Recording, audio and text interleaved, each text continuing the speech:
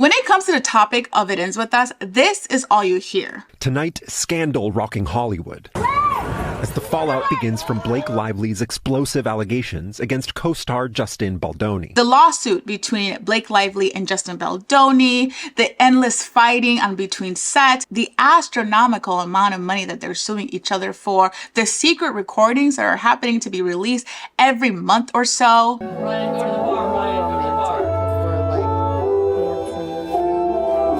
Fortunately for you and me, I'm not going to be talking about the controversy behind It Ends With Us, because you can find a million videos about that all over the internet. Instead, I'm going to talk about the book and the movie as I compare them and how they handled basically the same story, but in two different ways. Both versions of the story shows the abuse and toxic relationship that Lily finds herself in. But the book and the movie approach it in two different ways. And because of those two differences, things change so much about the story. What I'm going to do is go over three main points that I like to call the turning point. A turning point in a story is a part of a story that kind of changes everything and the perspective of the story and throws the story completely off balance and makes you go, what? Before we go into the turning points, I do want to give you some context about both the book and the movie. It Ends With Us is written by Colleen Hoover and it was released in 2016. Up until this day, it has sold over 10 million copies. The success of this book is what you might call a slow burn,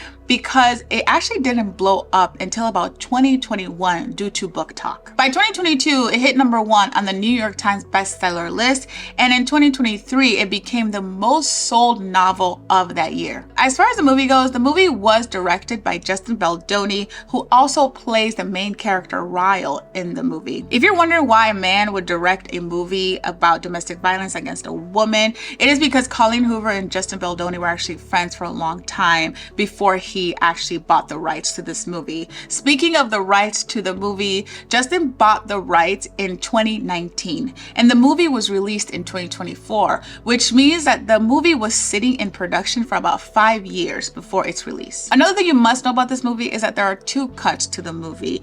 There's a cut by Justin Baldoni and the producers themselves, and then there's a cut that Blake Lively herself commissioned to be edited. The version that was released in the theaters is actually Blake Lively's version. This movie made $230 million in the box office at a $25 million budget. And that is about 13 times the return. But whether or not that success is due to the controversy surrounding the movie or people actually wanting to see the movie, we'll never know. Either way, financially, this movie was very successful. Just to give you a little summary of the book, this movie follows a young woman named Lily who owns a flower shop, and she's stuck between the past and the present as an old love named Alice comes into her life, but she's also trying to manage a current love named Ryle as he's become very abusive towards her. The book explores the struggle between love, trauma, and not letting go of the past and trying to also protect yourself at the same time. Because I'm not going to be talking about the entire book here,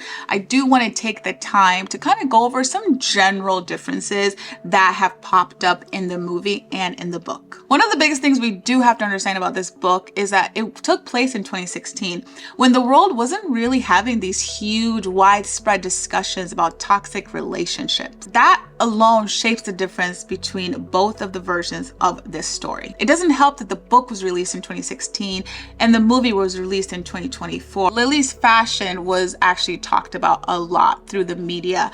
The media hated the way Lily was dressed in the movie because in the book, fashion wasn't really a big deal. If I had $1 for every time I stopped a scene while watching this movie and went, what the hell is Blake Lively wearing? I would probably have about $20 now, because that's probably how many times I've stopped it and said that. It's ridiculous, the outfits that they decided to put her in. It's very ridiculous and very obnoxious.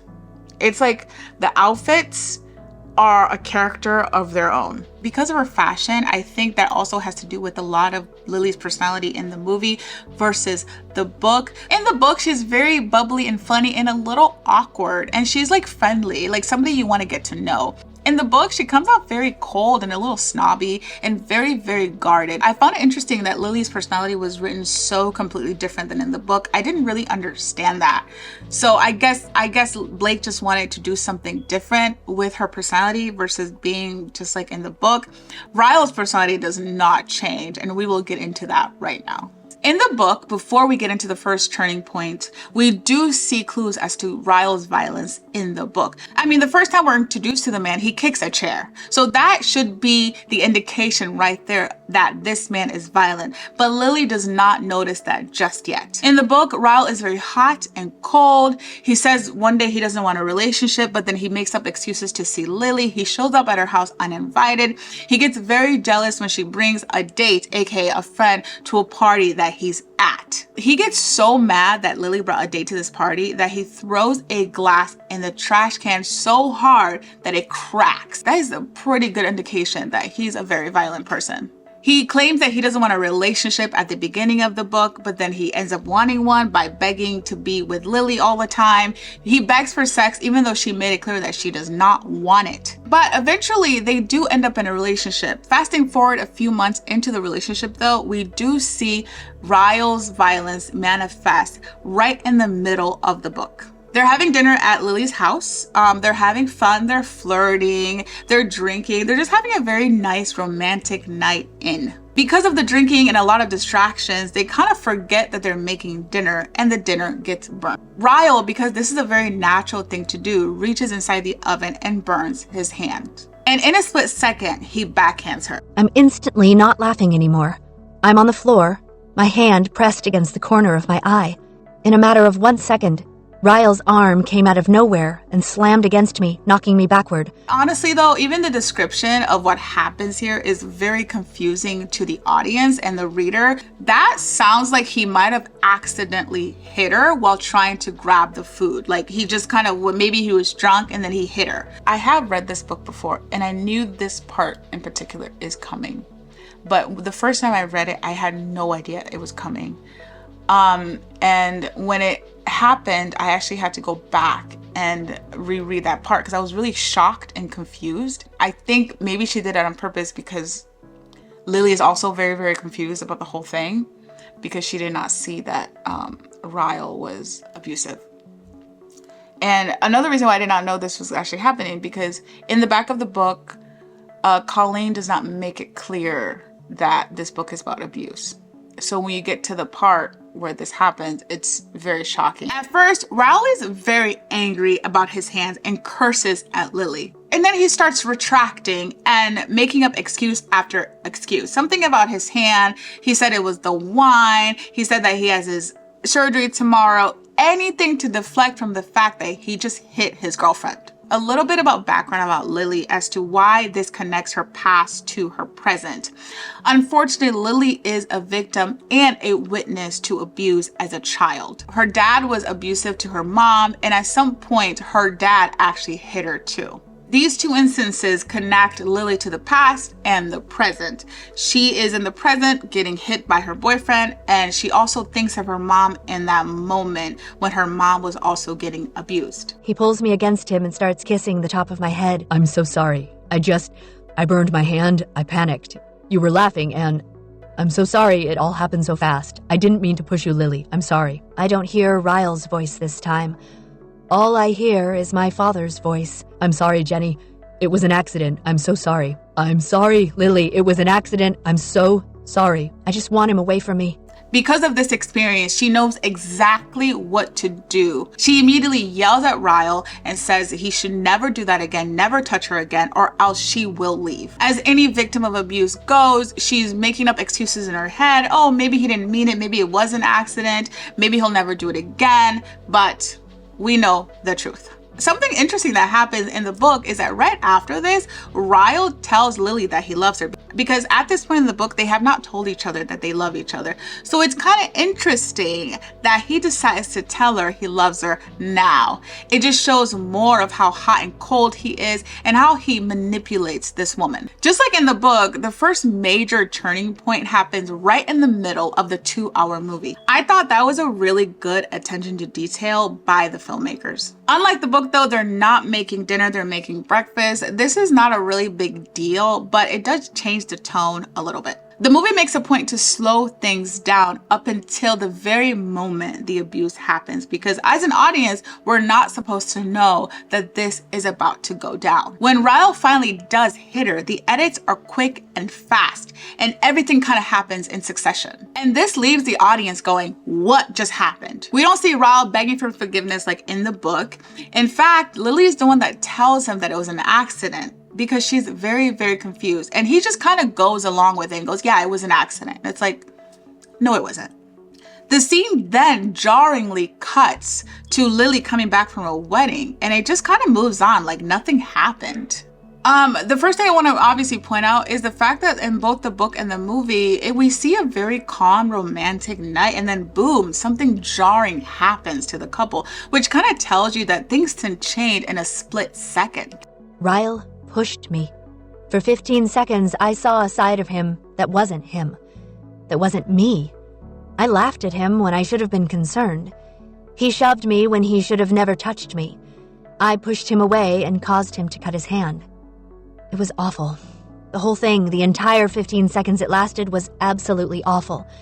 I never want to think about it again. Another layer that connects the past to the present is that Atlas, Lily's first love, is also a victim of abuse. And it makes me wonder this. So I'm just wondering if Lily had this attraction to, or she sensed abusive people because she witnessed her mother's abuse. She was kind of always needing to be attracted to people that are abused or abusive. She just might be one of those people that is just attracted to people that are kind of rough around the edges, so that she can try to fix them. It's like, well, daddy, I can fix him kind of thing, because she felt the need to fix and help Atlas in the book. And then when the abuse of her started happening, she felt the need to fix Ryle too. That moment reflects to the fact that abuse just isn't out of nowhere. It's mostly out of trauma. Back to the movie, I actually found it very disappointing that Lily did not yell or threaten to leave him the moment he laid his hands on her, because that would have shown how powerful she is and how she's very much aware of what is happening. As I watched the movie later, I understand why the director went this route, because it actually makes sense, and you'll see why in a second. But I was still very, very, very upset, because in the book, Lily is strong and she will tell you like it is. After the incident in the kitchen, you might think, oh, things are good. We're moving on. Life is good. He'll never hit her again. But we all know that abusers never stop at just one hit. Now we're going to move forward a few more chapters into the book. Lily and Ryle have now moved in together. They decide to get married on impulse for some reason after 6 months of dating. And they actually get to know each other on the flight to getting married. Lily wants to make sure that he votes and that he donates to charity. All the little things that they probably should have talked to each other about before getting married, but that's just me. But of course, things take a very wrong turn after the marriage. I'm gonna pause here for a second and say, isn't it funny how Ryle seems to change his character the moment Lily makes a big change into the relationship? So the moment that they end up in a relationship, Ryle's true colors show out. And the moment that they get married, he does another abusive thing to her. After the first incident, Alice's old love actually sees that she got hurt in the eye. In order to give Lily some sort of security and protection, Atlas gives her his number just in case this happens again. Atlas finds the number and goes insane. He throws the number across the room. He curses at Lily.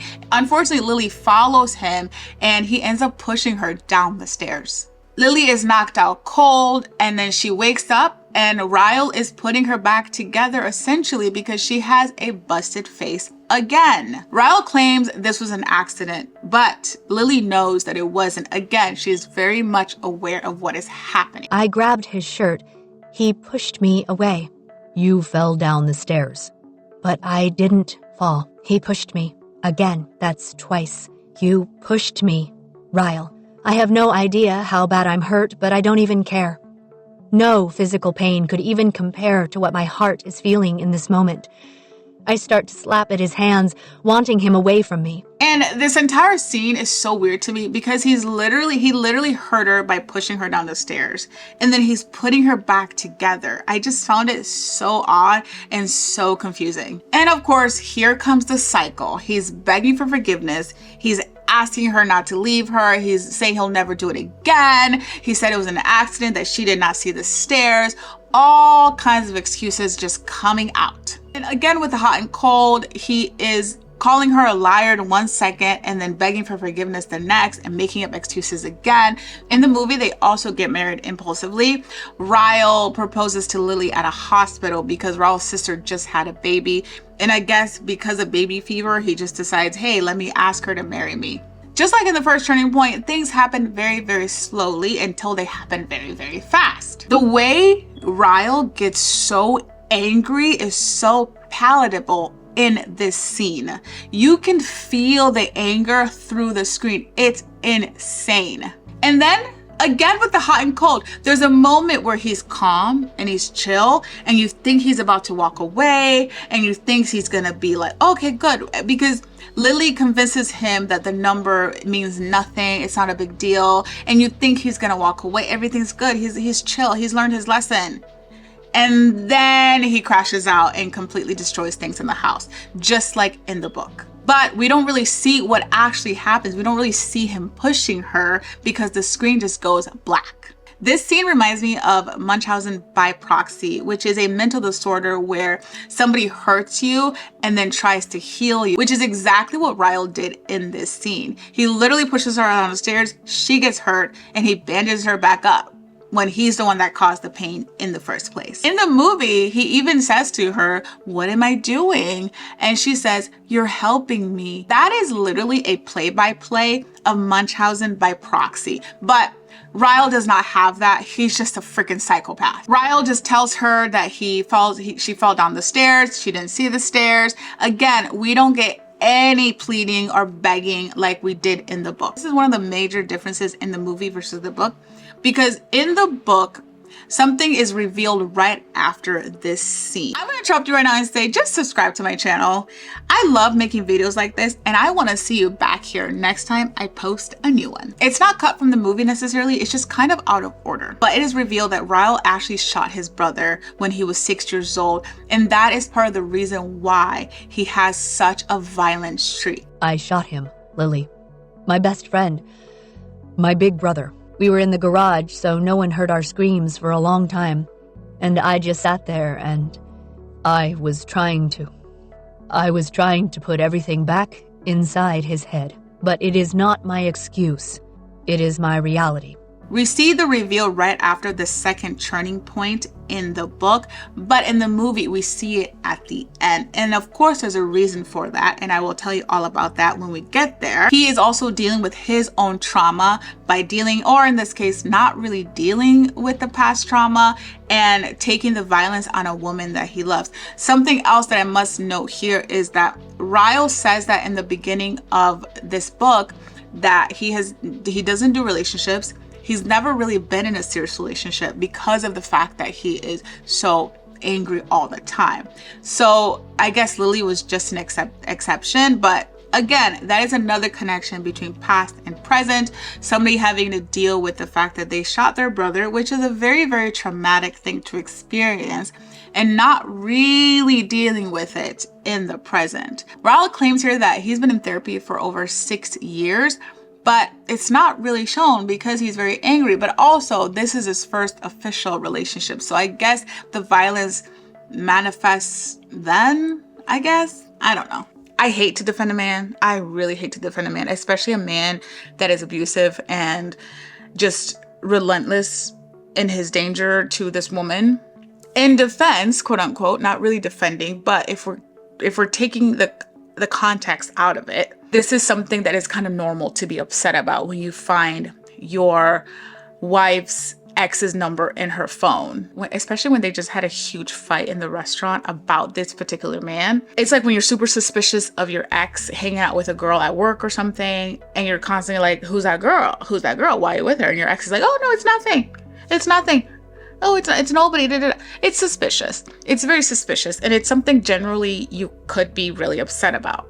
But in the context of what it is, there was no reason to be violent toward your wife over something like that, especially without hearing the explanation. Before I move on to the third and final turning point, I do want to say that Justin Baldoni's acting is so good in this movie. He's such a good actor.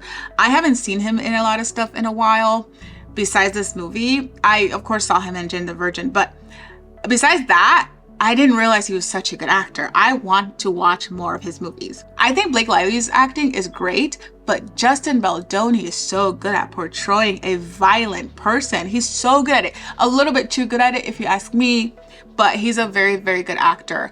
And another thing is, I did not imagine, because I read this book back when it was released, and I did not imagine Ryle looking like Justin Baldoni.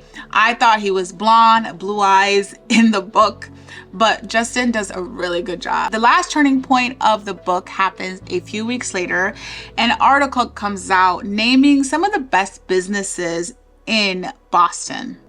Lily's flower shop makes the list, and so does Alice's restaurant. Ryle comes home and makes Lily read the article because, of course, she's in it and Alice is in it. But the way he goes about asking her to read this article is very, very manipulative. This part of the book has so much tension because Ryle uses sex to tease and control Lily. He kisses her, makes her literally strip down naked, and then suddenly he wants to have a serious conversation. How are we gonna have a serious conversation when you're trying to make out with me at the same time? But that's all part of his manipulation. And then he asks her about a tattoo and a magnet.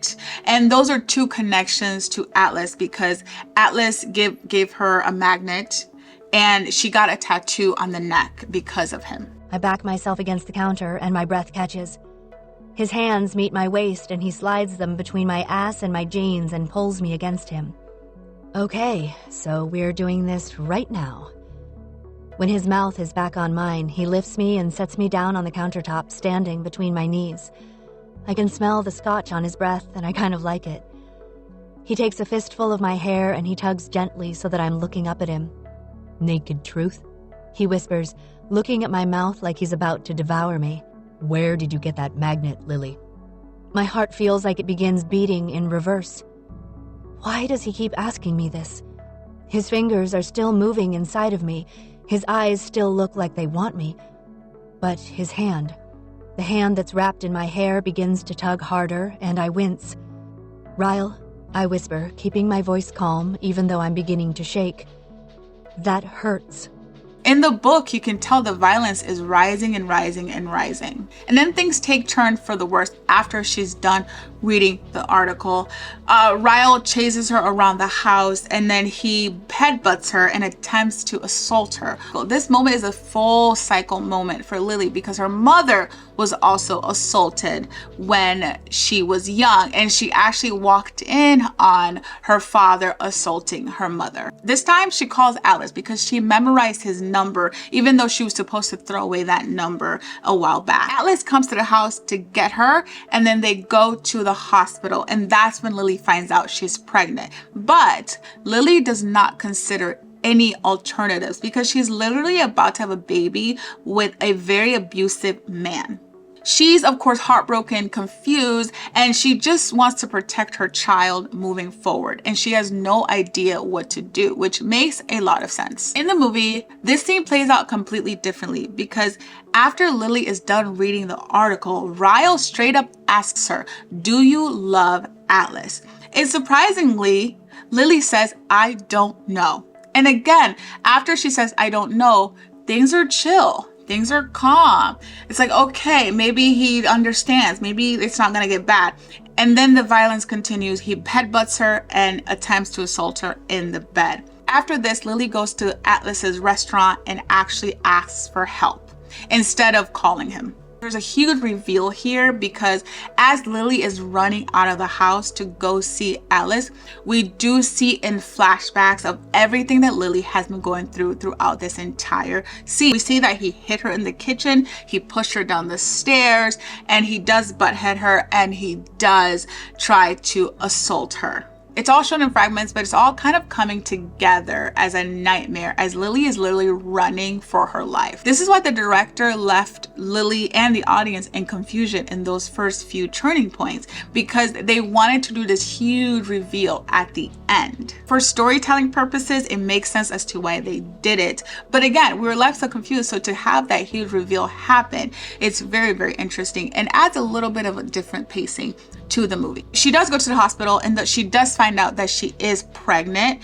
and Atlas tells her, if you choose to keep this baby, you will be a great mom, which is not something that was said in the book. So I really like that there was an alternative option for her to possibly consider. But this final part of the story ties every message that we have been talking about together. And the book and the movie does it two different ways. We are in Lily's head and we are very uncomfortable and confused, and the tension is building in the book. But that's how it's supposed to be when it comes to abusers, right? They leave you very, very, very, very like disoriented. So Lily herself does a lot of hot and cold behavior here, because in one moment she's like, oh my God, he wants to have sex with me. Oh my God, this is great. And the next moment he's like, oh my God, what's going on? Like, why is he talking about this? It gives us so much tension and so much confusion that it's a very good pacing. And Lily is very torn in this part because she knows what she's supposed to do, but then she also is pregnant. So she's like, what am I supposed to do right now? Because I love this man and I want to have his baby, but he's also very, very abusive. In the movie, we don't see any sort of empathy for Ryle. Instead, we are focused on the empathy for Lily. By showing us those flashbacks in the movie, the director does a really good job at protecting both Lily and the viewer from having like a shock value moment, and like instead of showing it at the beginning. It just kind of tells you that when it comes to abusive relationships, leaving isn't simple, that something has to be the breaking point or the turning point in order for the abused victim to leave. And this was the perfect moment for that. So Lily does choose to run away or walk away, essentially ending the cycle of abuse. This is the part of the book that I said was out of order in the movie, because it is revealed through Ryle's sister, Alyssa, that Ryle shot his older brother when he was 6 years old. And by having Ryle's sister tell the story like this, it doesn't leave any room for us to have any empathy towards Ryle. Lily has her baby, she divorces Ryle, and ends up starting a new life with Atlas. She's still going to be tied to that man through a baby, which to me isn't really a good choice or a good option, but I'm glad she was able to choose what was best for her. Just to have a final thought, when this book was released and became very popular, people were very critical of Colleen's writing because they thought she was romanticizing and exploiting abuse. As someone who didn't even know that the book was about DV, this is how I felt about it, and like this is what made me feel uncomfortable while reading it. And it ends with us. The DV and the way that it's written in the book, I personally do not believe that it's handled well. I don't think that it shows it as a very negative thing, but I think it romanticizes it in a way that girls talking about, I want to Ryle. Whoa. And she showed this by having too much empathy for Ryle. She gave him too many excuses and too many apology sessions. In the book, you're meant to feel sorry for him. You're meant to have empathy for him, because there's no way a man like this could actually be abusive, which is a very solid reason why Colleen was criticized. And that is what makes the movie so different from the book, because Ryle is clearly positioned as the enemy. And that makes you realize that abusers don't deserve any sympathy, no matter if they are rich, they are charming, they are good looking, or have a very tragic story. Going to this movie though, I was really hoping that there wouldn't be super explicit scenes about the abuse itself, and thankfully there wasn't any. And even those huge flashbacks that we saw did not reveal too much of the abuse itself. And that's a huge difference too, is because in the book, the abuse was so explicit and so detailed, and so many things were happening, and it was very, very hard to read at times. Thank you so much for watching. If you enjoyed this video, please subscribe, like, and share, and come back for more next time. If you or a loved one is suffering from any sort of domestic violence, you can see some resources below as to how to help. If you're still watching this, thank you so much for watching. You are amazing. I have a little treat for you as a thank you for watching. I love Alice in the books, and he says so many cute things to Lily, and I have put together some of his best quotes and a little graphic, and you can see that below. Thanks again for watching. Hope to see you next time.